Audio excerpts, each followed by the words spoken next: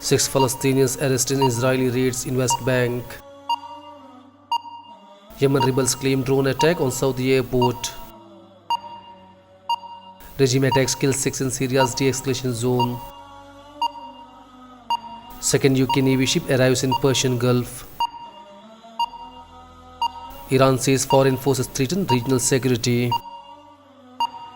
European naval coalition for Gulf provocative Iran. 6 African peacekeeping soldiers killed in Somalia. Boko Haram kills 6 mourners in northeast Nigeria.